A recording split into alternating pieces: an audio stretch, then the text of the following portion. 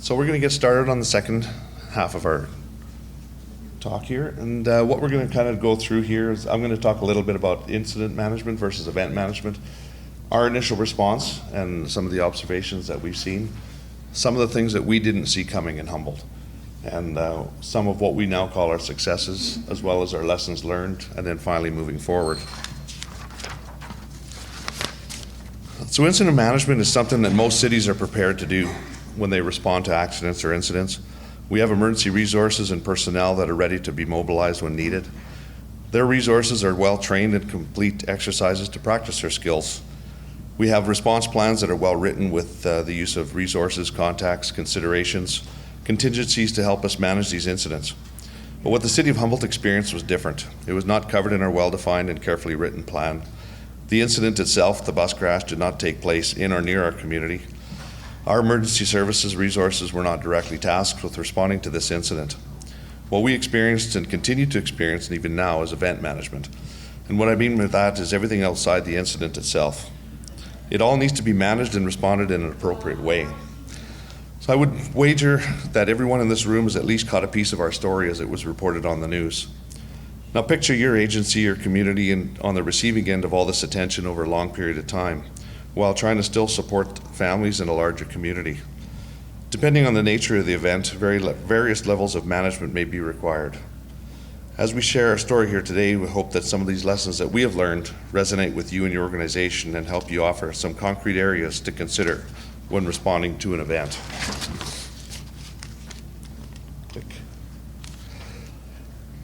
I'll just start off a little bit about when the beginning when I was first made aware of what was going on near Nipawin. I'm close friends with the Nipawin Fire Chief, Brian Starkell. He called me around 5:17 that day just to tell me that he was on his way to a bus crash between a semi and a bus. And he told me to turn my provincial radio to Tango. This is the first time he's ever done that, so I was a little concerned why. But so I did listen. I turned my radio on to Tango, and for the next hour I listened in and listened to the events unfold. And around 6:30, I received a call from our city manager, Joe Day, to meet down at City Hall. There we discussed what our roles would be, if any, since we really didn't know what the magnitude of what had occurred. But as information started to come in from Brian on the scene, Haley Kennedy, our Director for Partners Family Services, soon recognized the need for mental health assistance. We had already heard that people were on their way down to the Uniplex, which is our local hockey arena, so we decided that this would be the best place for our group to assemble and set up a crisis center. We did quickly set up our meeting room, which we now call the EOC, within the Uniplex, but it's still at this point we were really unsure exactly what we would be providing. Partners asked if we would assist them in setting up a receiving center at our Jubilee Hall, and as well as a couple of soft rooms for individuals with higher levels of distress. Still at this time, I'm really not sure what the role of the fire department would be. But soon after the people started to arrive at the Uniplex, it became clear that security and helping manage the people would be our role through the weekend. As the weekend progressed and more information was released to the public, the crowd started to dwindle in our crisis center. But the vigil was starting to grow larger by the minute. This started out to be a multi-faith prayer service at one of our local churches, but was soon being talked about being televised on TV, and that it would take place on our ice surface at the Uniplex on Sunday evening.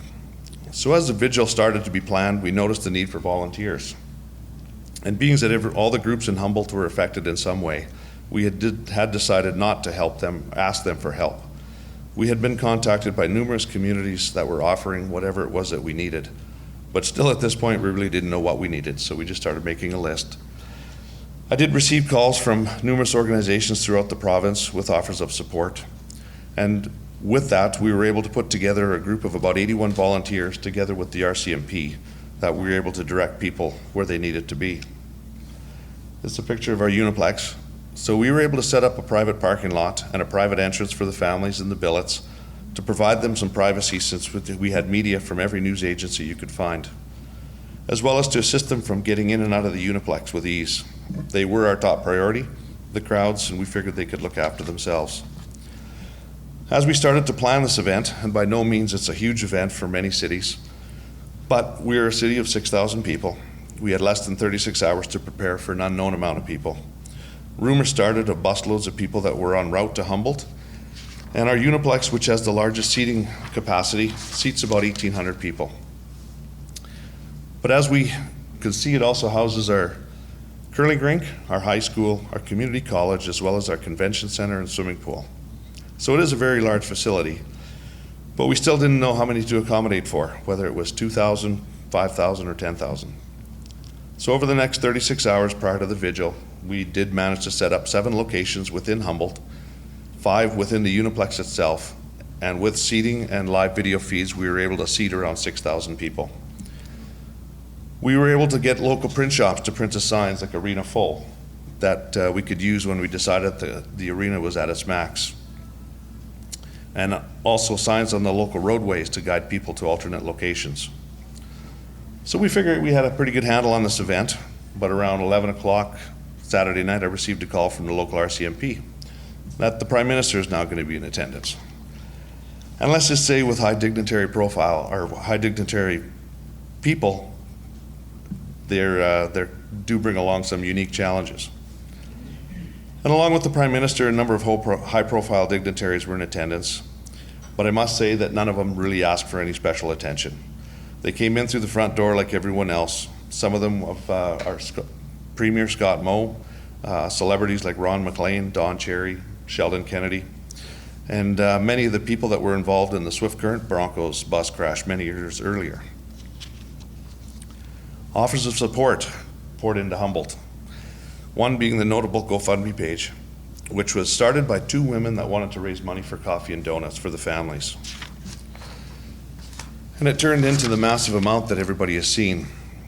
Since then, there's also been donations that came into the Bronco office, City Hall, EMS, Fire Department, and the RCMP.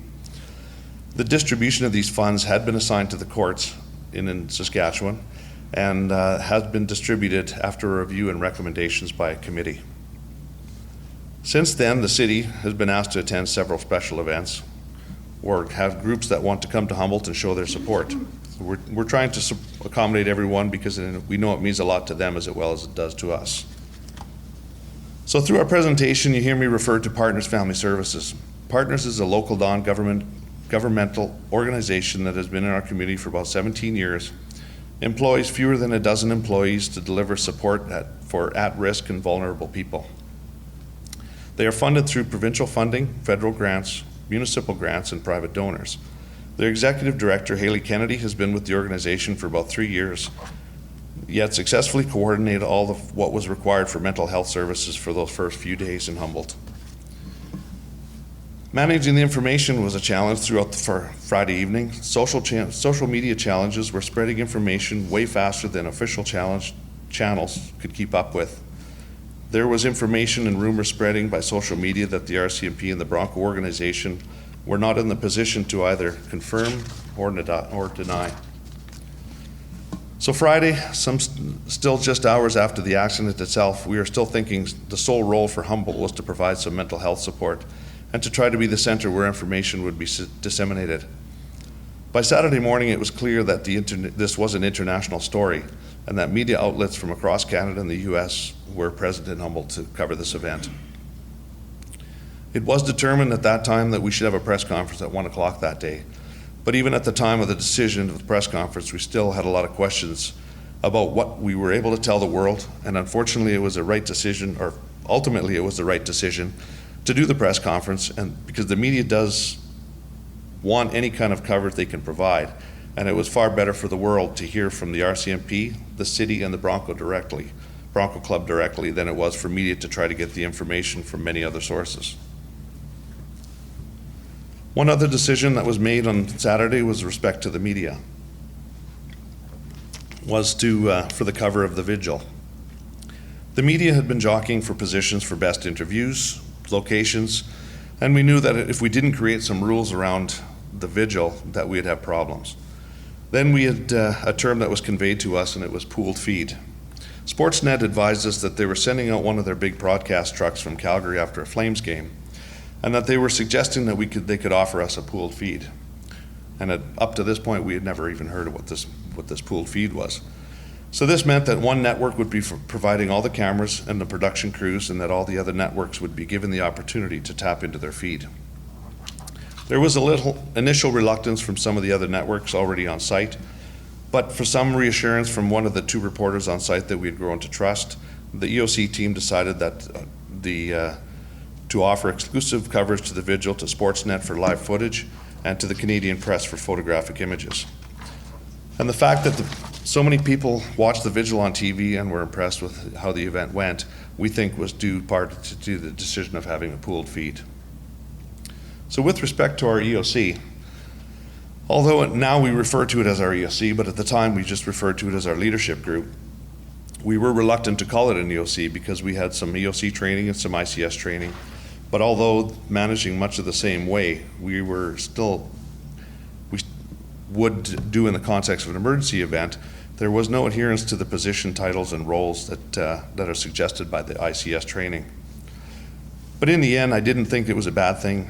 We had a unique event that where the roles like operations and communications were difficult to define, constrained to only 1 to 2 people. So we did have 4 meetings in our EOC Friday night. We had 3 meetings on Saturday, 2 on Sunday, and 1 on Monday. At our meetings, each of the team members were asked to give updates on what they typically covered. So the RCMP were updating information on the bus passengers. Partners were giving their report on mental health support and the mood of the room when the public had been gathering. The mayor and communications manager were looking after the media requirements and attention. Myself and Mike Ulrichsen, our facilities manager, looked after the facilities and coordinating all the volunteers and the requirements that we needed for the vigil. And the Bronco Hockey Club requirements and considerations for the families and the victims were looked after by the Bronco executive. So the city, especially the mayor, the city manager, and a few senior members, along with the Bronco Club executive, have been involved in coordinating events, making appearances at sporting events and concerts, and receiving gifts over the many months following the accident. Each of those includes navigating the political correctness of that accompanies being presented with a wide range of offers and varieties of emotional states of people within your community. One of the notes here is on the bottom is the quilts that were brought to Humboldt. We had one lady that phoned us and said they've got a quilting club that would like to make some quilts for Humboldt so they could send them out. She must have got the message out worldwide because we ended up with over 4,000 quilts in Humboldt. So it's just, that's only a start of it. What do you do with it? Every responder, every person that had anything to do with the Humboldt bus crash received a quilt. Okay. And every family member and every relative and every so we managed to give them all out. I think we've got about 18 left, so yeah. So there is a delicate balance of receiving offers and gifts that the donor is expecting to be publicly displayed when you know that many of the citizens in the community are wanting to reduce the number of reminders that are being displayed within the community. For example, after the accident, a local lady and a former city councillor asked if it would be okay to tie green and yellow ribbons around the trees and traffic posts throughout the city, especially in the downtown. And the mayor initially was quite supportive, and because there was a concern that when they would be removed, she committed that she would remove them at the beginning of the 2018-2019 hockey season. The initial reaction for the ribbons was favorable, but over the summer, more and more people were starting to be asking when they would be removed, that they had been up long enough. The ribbons were indeed removed the day of the Broncos season opener, and nothing more had been said about it. But this goes to show that something so small can affect so many people in so many different ways. There have been many other situations that are similar to this story, and many of them are with notable polarization to whether the gift or activity is truly to help the community or whether it's an effort to capitalize on the situation, because those people will come. In the days to follow the accident, 2 school divisions, the province, the health authority, the city and partners all coordinated ongoing mental health visits and consultations in and around the city that continue to this day. The city manager also attends monthly meetings with representatives from these organizations to hear how their services are being delivered. Overall, a very good job had been done considering the emotional impact of the accident has had on individuals in the community and what events might occur that would trigger traumatic feelings with members with our community.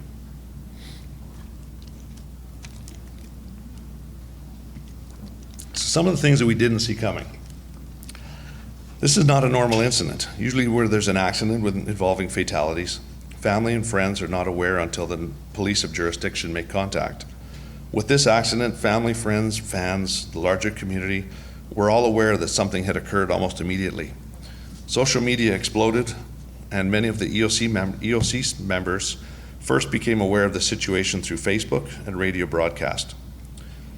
Our EOC team quickly determined that there must be something that we should be doing, and even if the situation that we had never covered previously, that we could never considered. We had done some EOC training and planning in place, but however, this event didn't follow our templates. We thought we could apply a wide array of incidents.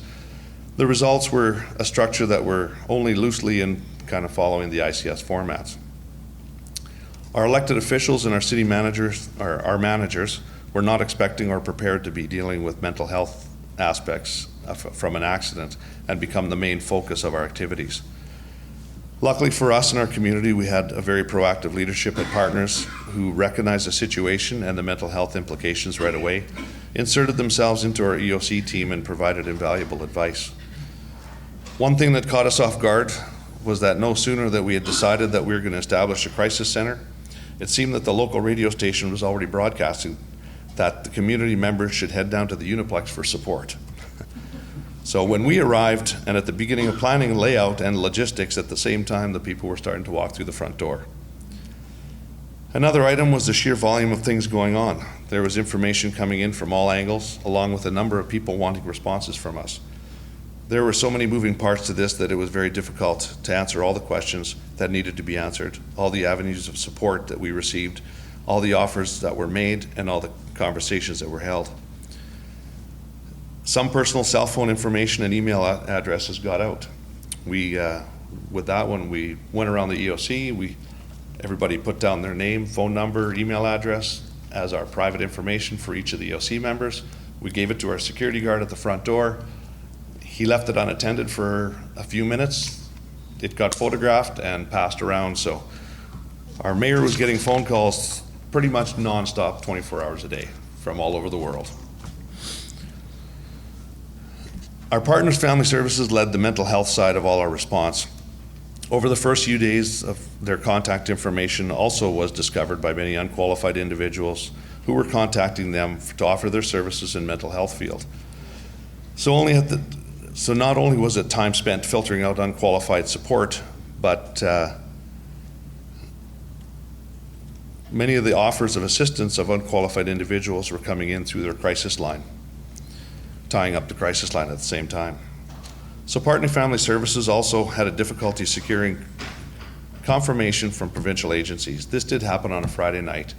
A lot of people don't work the weekends. So over the weekend, additional mental health resources were really hard to find. So prompting them to mobilize their personal network in the field. We initially could not be envisioned of the level of media attention this tragedy did receive. We saw every news agency you could picture and made the decisions around what kind of access to media to have for the grieving families, especially establishing an appropriate level of media access to provide every event that continues to an ongoing day. Another factor that we never planned specifically around was a hockey organization being placed right in the middle of a response to an accident. At times, the Humboldt Broncos organization was sort of the middleman between the victim families and law enforcement. Similar to our EOC, they had to manage their own communication, share information, and at times it was tricky for our two groups to coordinate the messaging and information that was being shared to the public. And the idea of the vigil was not originally framed that way. Like I mentioned before, it started off as a prayer service at one of our local churches, but the idea of the vigil evolved over the weekend, ultimately becoming the televised vigil that was viewed across the country and around the world. Our Prime Minister and Premier had attendance in the vigil. The security considerations that come with that and the unclear attendance and the short lead time was a little difficult to manage at times.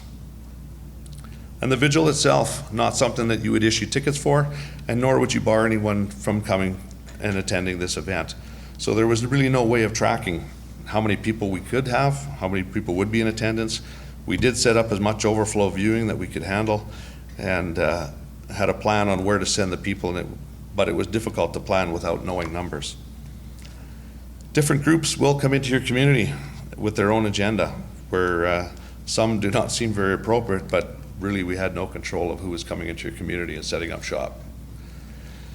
Managing the emotional side was very difficult. Many of the community members were affected by the accident. Many of the community members are past Bronco players. So were affected by the accident, and many of the team members were also impacted.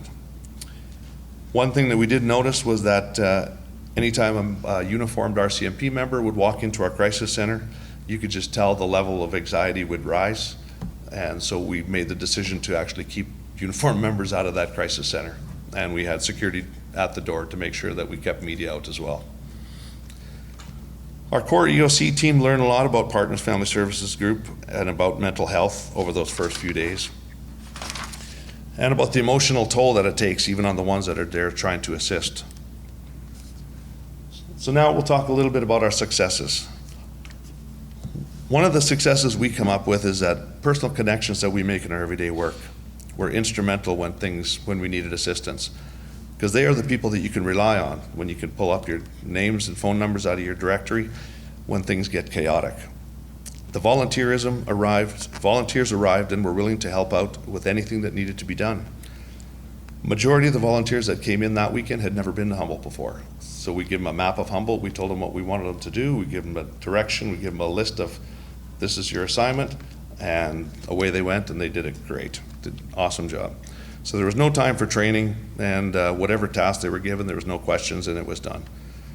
The mayor and Bronco executive made themselves available for interviews, and we feel that the sincerity and openness of these interviews ensured that the media didn't go fishing for interviews from other sources that would be likely less informed. Every one of the team leaders in the EOC noted that their staff and volunteers under their leadership were excellent. Staff pulled together and did their best, and which made delegating tasks and trusting others to complete important work easier. We were able to keep order in our EOC, which helped new arrivals understand our system, help them plug in effectively, and this actually included allowing city councilors to sit in and other observers in the room, which effectively enabled people to understand and support the decisions that were being made in the EOC. And all egos were checked at the door. Everyone that came in was mentally aligned for helping and working together as smoothly as possible. Support was offered from so many different directions. Food was dropped off, hotel stays were offered free. Pretty much every organization we communicated with was willing to help, but with resources that they could send. So some of the lessons that we've identified was confirmed information about the accident was pretty sparse initially, but all kinds of rumors and unverified information was being sent through social media. Early on, we decided it was best that we get in front of the news and share verified information as much and as early as possible to ensure people were not telling the story for us and our community. And again, the power of personal connections and networks was huge. Partners Family Services getting connected with our EOC was when needed, and the ability to reach out to their partners in surrounding municipalities and their emergency management stakeholders. We were not prepared for the amount of phone calls, texts, and emails, but it was evident that we should have done a better job in securing contact information. Assigning a media wrangler early on would have saved us a lot of headaches. We didn't know what a media wrangler was before that weekend, but we do now. The media was generally trying to be polite, but they're definitely competing for each other for the best location and the most timely interview. Then we ended up with too many media wranglers. The Broncos brought in one, the city had two, and the province sent us two. So we went from none to too many. And for us, balancing emergency response teams' involvement was, while also having enough units to deal with our regular level of service, was tricky over those first few days. Absolutely essential for our team members and especially mental health workers was to identify their own boundaries and ensure that they're taking care of themselves and practicing self-care. Don't be afraid to ask for help. It would have been impossible for us to manage everything on our own. And just to understand that especially when a tragedy and the expanding scale and scope of an event, managing the complexities of the help is sometimes something that has to be taken into consideration in your ongoing planning efforts as well. So the lessons that we've identified is one challenge was that that a few volunteers exceeded their scope of assigned roles, which led to some conflicting direction of people at times and uncertainty around who to listen to and certain items relating to the vigil. The province and other government agencies aren't necessarily available as quickly as you expect.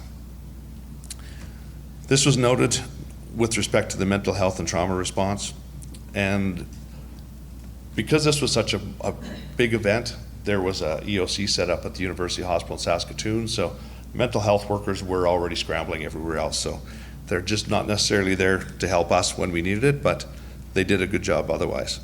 Most of the mental health workers were on site that weekend, and the ones that we had came from peer agencies that Partner Services had and other government departments.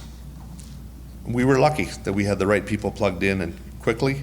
We had all our city managers at home that night, and they brought the right set of experiences and skills to allow us to manage and respond effectively and appropriately. Things came together naturally for us, and all the people that would expect to lead certain areas being available to fill those roles.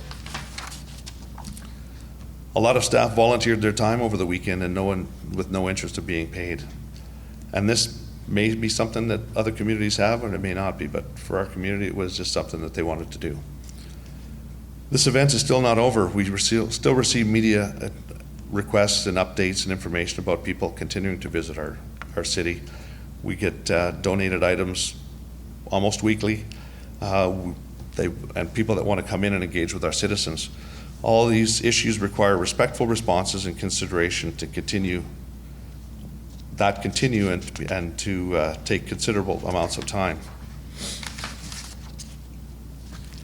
So for a conclusion, we're currently undertaking an after-action review with much of the information that we've shared here with you today. But we've reconvened our crisis management team from that weekend and have gone through the process of where we collectively went back and walked through the events that took place. In doing this, we had the opportunity to listen to our partners we worked with, talk about not only what they did, how they did it, what they were thinking and the experiences that they've had. But we did this during our preliminary stages of the event over that weekend that followed the tragic incident as well as the ongoing. It has now been a year since the accident, and there continues to be ongoing challenges. A large segment of the community feels ready to move on with their lives. They do not want to see constant reminders and tributes and displayed around the city, and a desire to return to normal life. The story of the Bronco tragedy is still in interest of many people in the media and continues to be covered by most Bronco-related events. But somehow we need to find a balance from the world knowing how we are doing and the residents to be able to return to a normal way of life. We went through a lot, but we learned a lot. We continue to improve our emergency management processes and procedures, and we work continuously to improve what we do. We hope that sharing this information with you and our experiences, we can help with to improve any of your emergency management processes. And now it's Patty's turn. Mike, can I just ask you? You betcha. So when you just mentioned about keeping the uniform proximity out of the vigil, what was your understanding of the crowd or the reason why? Yeah, the tension increasing. I think they were looking for information because a lot of the people that were in our crisis center were family members, were relatives, so I think they were looking that they were going to come make an announcement. They were going to come give an update of survivors, fatalities, and that just seemed to what we kind of figured because it was a noticeable escalation of anxiety in the room. And then when you said that you kind of got to the point where you had almost too many media wranglers. Yep. Would there been an opportunity, would it be helpful to have, like, say, sort of almost a command structure within that media wrangler group, like have one that oversees the? Absolutely, yeah. PIO person who could manage. Yeah. And that's ultimately what we ended up doing. We picked the most experienced person in that group, and we made him the leader, media wrangler, and but it took a little bit of chaos to figure that out. What is the media wrangler? A media wrangler is basically somebody that's job is to the first point of contact for when a media comes into your community. So, PIO. yeah, like, Public information officer. that's right, yeah. So you set up the parameters of what you want your media to be. You set up the zones that you want them to either attend or not attend. We had certain areas that were off limits. We had the Broncos dressing room that was absolutely off limits to everybody. So we had media kind of wandering around at the beginning, looking for the best shots, looking for kind of this. So we finally managed to wrangle them all into one area, and we set up our one room for our press conferences. And so. And we should have had the same thing in Nipawin and Tisdale, media wrangler that Mike refers to, because lots of the members and EMS staff in Nipawin and Tisdale felt the same thing. Sometimes they were hiding because the media and whoever could get a story or some information, they were coming into Nipawin and Tisdale, and it was overwhelming for EMS staff. And they all know what a media wrangler is. So that's one thing that we've now put in our city's profile. How did you, with all the outside volunteers coming in,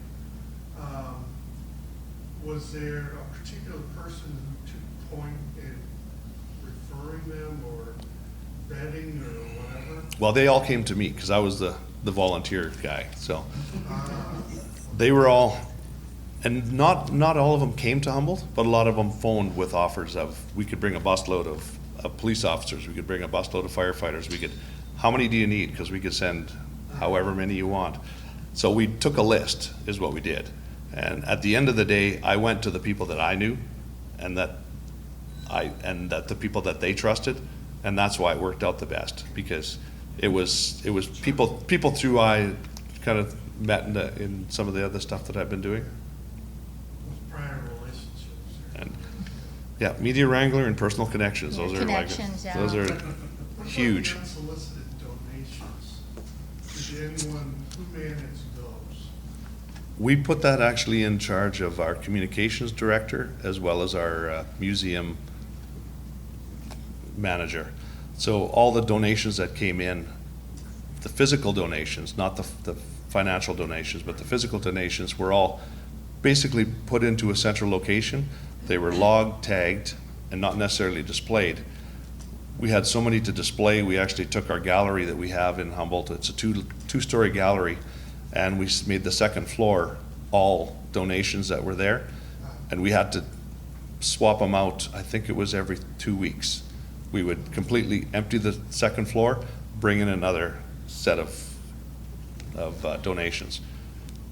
Did you ever get the message out to, if people want to donate, that that's donation is financial, that kind of stuff, so some of that? We tried, but there's still people that came in with carvings, with you name it. It showed up. And a lot of them would show up unannounced. They would just come in expecting a big publicity, Oh, right. yeah, because of the donation that they're making. So they really had to watch, and again, the political correctness of, you don't want to be, yeah, you kind of have to, very delicate. So we left it up to the city manager, the mayor, and the communications director most of the time. Do you have plans to codify all of this into a post-accident incident protocol that would be available to other teams? We're gonna try, yeah. Yeah, that'd be great. I mean, because something like that, what happened there could happen anywhere. Yeah. You know, whether it's whatever group, I mean, it could, whether it's a sports team or whatever. Well, and that's why this is unique, is because the incident didn't happen near Humboldt. It was 170 kilometers away. But There's we sort were of like the, two hubs, right? yeah, we were the epicenter of attention. So there were the first responders, Yeah. and then there was the community. It's like Humboldt was one hub because that's where the Broncos are from and all the family members. So that was one hub. And then the actual scene of the accident, all the EMS for, was in Nipawin. That was sort of the other hub. And Tisdale, Zen and Park and us, that was our hub, doing all those debriefings for EMS and fire and so forth. And then this hub in Humboldt. And all we were dealing with was mental health issues, which we're not, I'm a little trained in mental health, but Did you do crisis management briefings for people? Well, you talked about getting ahead of the stories, telling your own story. How did you handle that? that was mostly, again, our city manager and our communications director that worked closely with the Bronco executive. And at the time, the Bronco executive was a volunteer board, so they had other jobs, so it was a lot of meetings about what information we wanted to be released, and we wanted to release enough information that it was correct and it kind of satisfied what they needed to hear. And again, that kept on for, a lot of the experts told us that City of Humboldt is going to experience the world coming in on them. They're going to have the attention of the world, and then 2 weeks later, they're going to all leave and we're going to feel abandoned. We never felt abandoned. To this day, we don't feel abandoned. Yeah. We really would like to feel abandoned. So, so it's, even the experts said this is a different event. So, Okay, Okay. we'll finish this up. Thanks, Mike. Thanks for your questions, too. All right, so we've talked a little bit about the benefits of loitering with intent, being available just in the fire halls, in the ambulance bays, being around, because we found that once people were comfortable with us, they were very open about talking about what happened in their own experiences. One of the things that we also learned in this, and it was because a firefighter brought this to our attention, he asked, "Are you going to bring other people in to help?" And we said, "Well, we have other CISM team members we can bring in." And he said, "Please don't. We trust you guys." And so that was something that we weren't quite prepared to, we were thinking, we'll rotate people in and out and this is how it's supposed to go. But in the end, the same 12 were the ones who did the bulk of the follow-up and the other work, because it was something that they brought to our attention. They were very vulnerable, and they had disclosed their stuff to us, and they wanted to be sure that we were the ones who would be with them through to the end. And so it worked out. It worked out. It was difficult at times because we all have other jobs too, but we made accommodation for that. We answered a lot of questions. There were a lot of concerns, not just about what about me or what about my wife or my husband at home. They were also concerned about each other. And so we were able to educate on that matter as well. And again, mechanism for referral was really ongoing. We found each time we had contact, there was someone else we'd identify. And so, because of the timelines of traumatic reactions, right? And so we found that as we went along, we'd find another one and we'd make those referrals all along. Let's see, this is you, Lori. Yeah.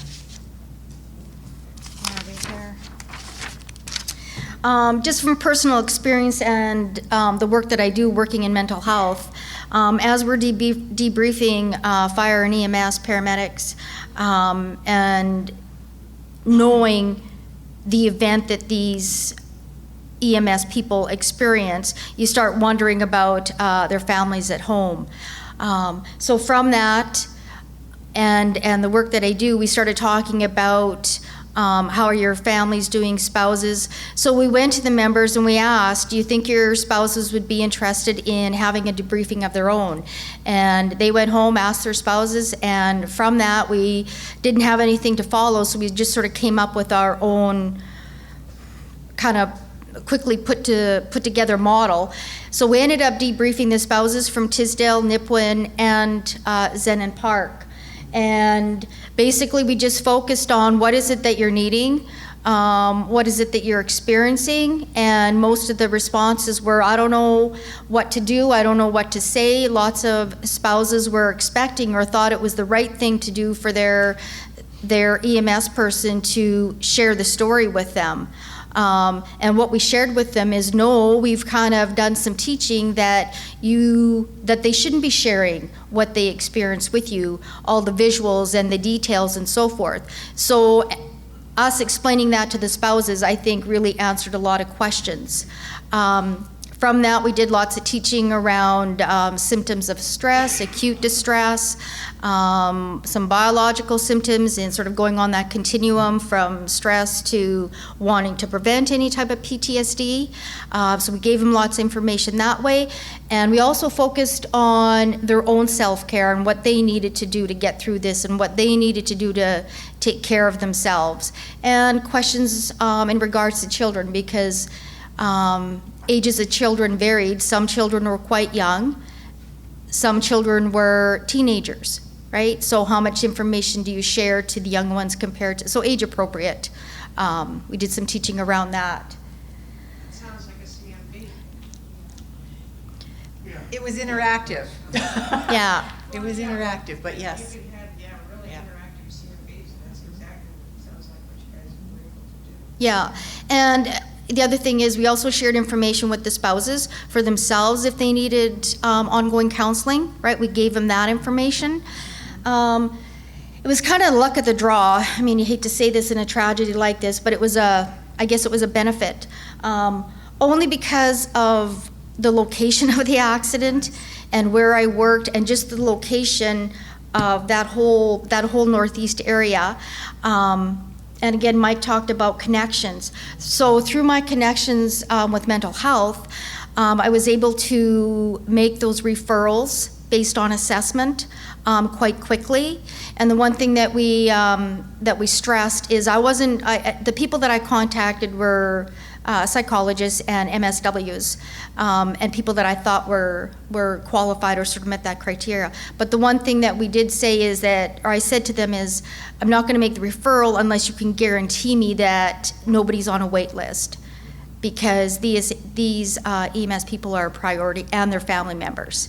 And everybody, it was a done deal. It was very fast. Did you have enough, in rural areas, how many, like that, with the number of people involved, did you have trouble coming up with enough? No, the reason why I looked for private practice practitioners, that's a really good question, because my fear is that within my own system, like where I work for mental health, I was scared that we were going to be bombarded, right, by EMS, by family members, by sort of that whole northeast area.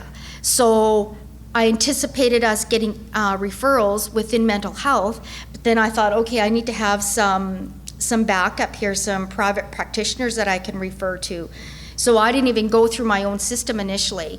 I just started referring to private practice people. And then, of course, they ensured that they would get our referrals in ASAP. And as it turned out, we didn't have an impact of people wanting services, or we weren't bombarded within mental health so it worked well. And the other thing is, within health, because Sask Health was in, like, all our nurses, doctors, right, those are all Sask Health employees. So there was a CISM team that came down and debriefed all the Northeast staff, like Sask Health staff, which is separate from our CISM team, right? So, We had, and one of the things, just to add to what Lori had said too, the interventions that we did were very effective with the people because they did the work. You know how it always is when you're doing crisis intervention. You're just offering information and support and some guidance, but these people did the work.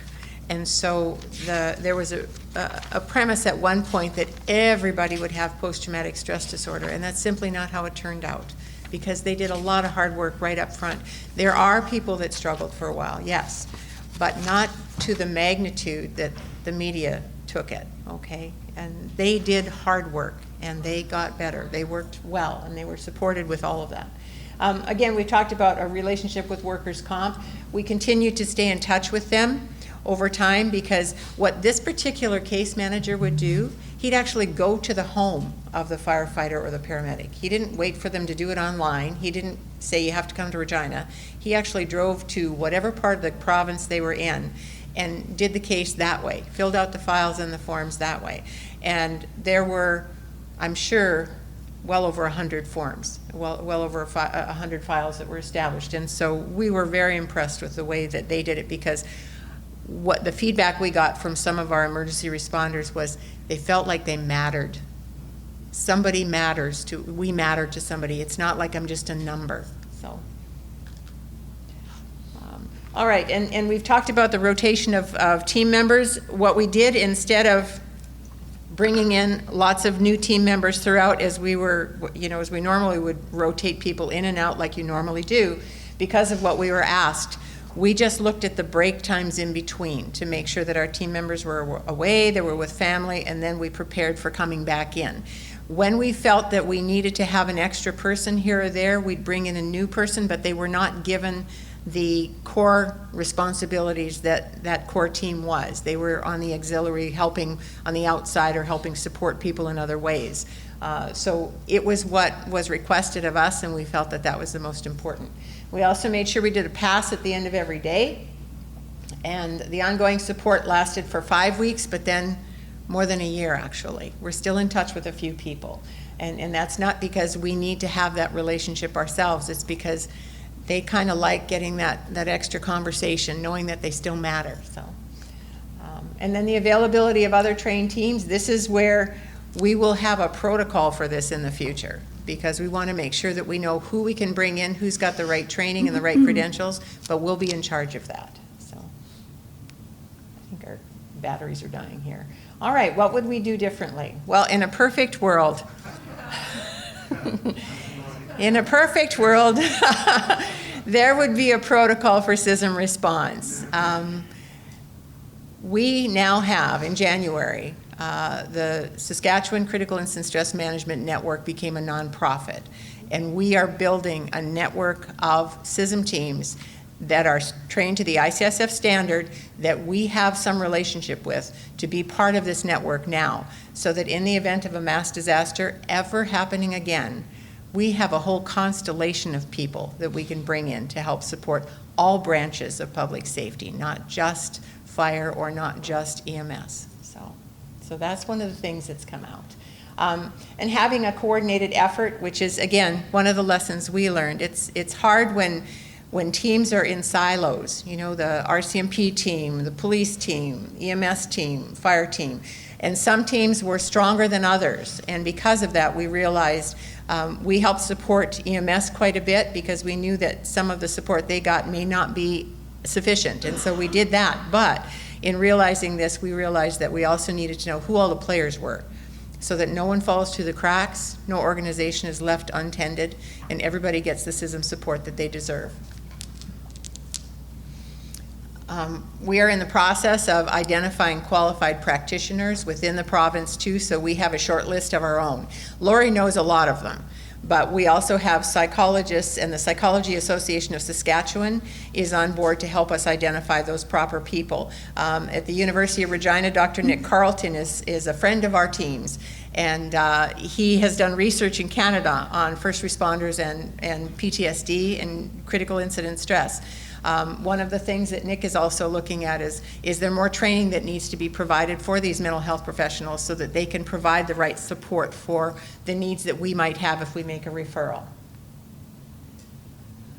Always ensure that the teams are vetted properly and all members are vetted too.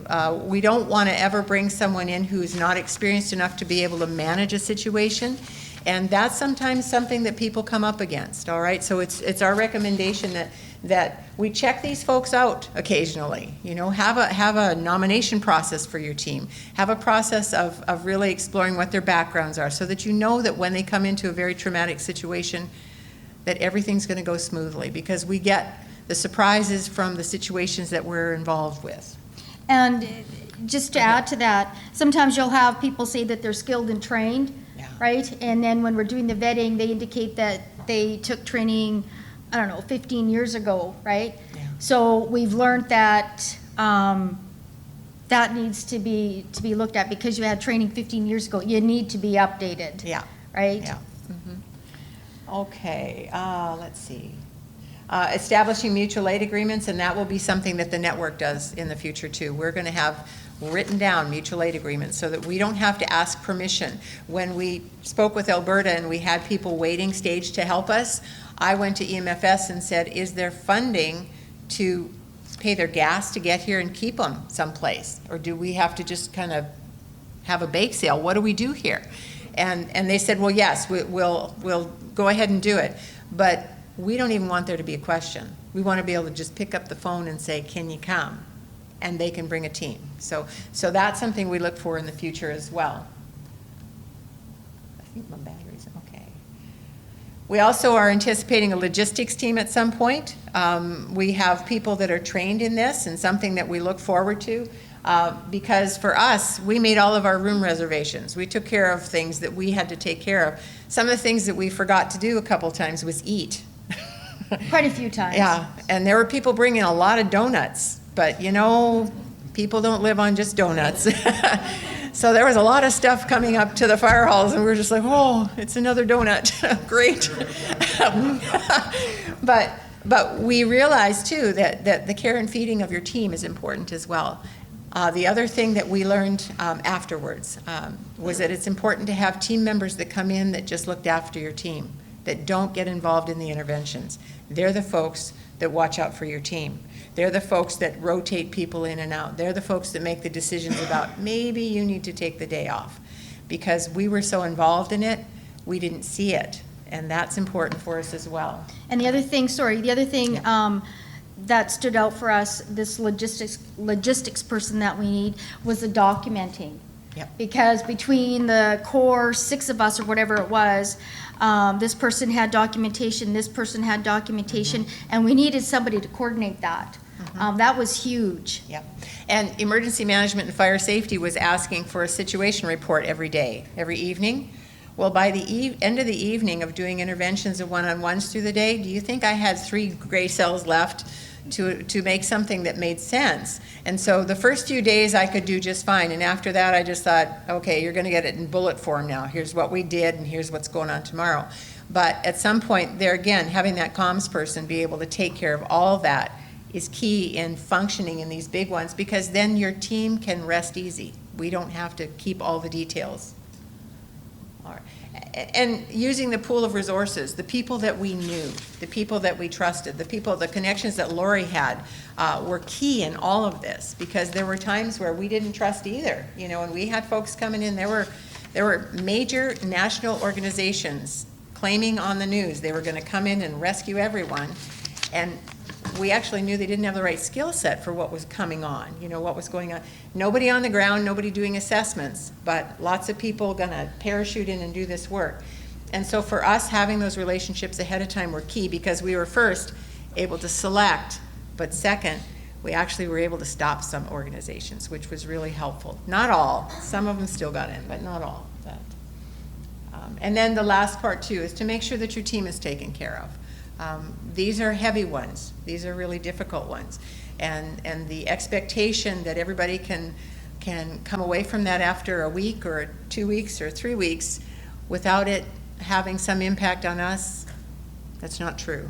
Okay, so always make sure you take care of your team as well.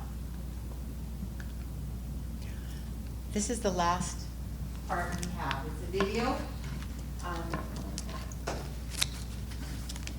It's sort of our way of saying that things are moving on.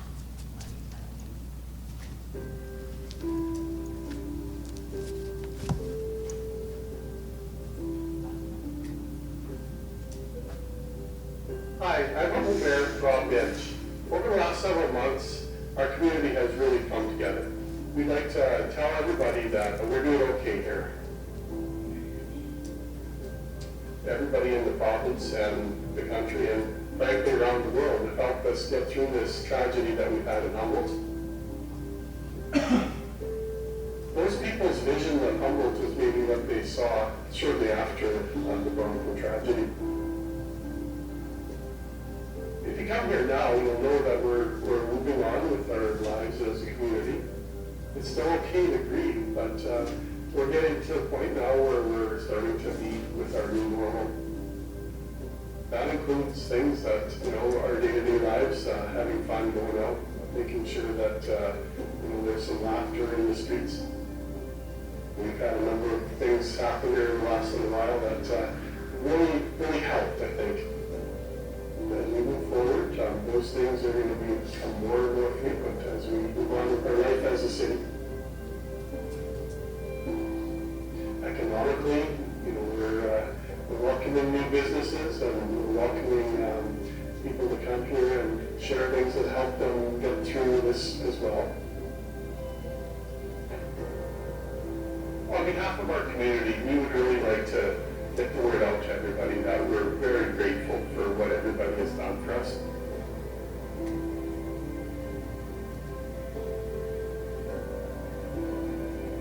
As we close together, we will be moving forward in a positive way.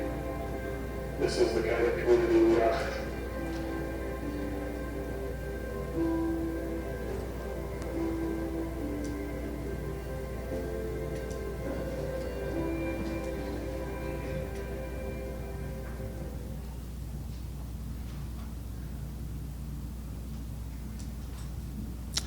Any questions? Any questions? Yes, Myrta? How are the survivors of the crash doing? I know that there were some of them who were the young men were very young. They're all out of the hospital. There are some who had brain injuries. There are some who had spinal cord injuries. There are a couple who are playing hockey again. There were two returning members that came and played this year for the Broncos in Humboldt. You should answer this question, not me. Well, yeah. Is there anybody else? Okay. Most of them are doing all right. Like I say, there's a few that have some significant injuries that are life-changing. And I know two of them are with brain injuries, one with a spinal cord injury. The majority of them are more or less back to some type of normal.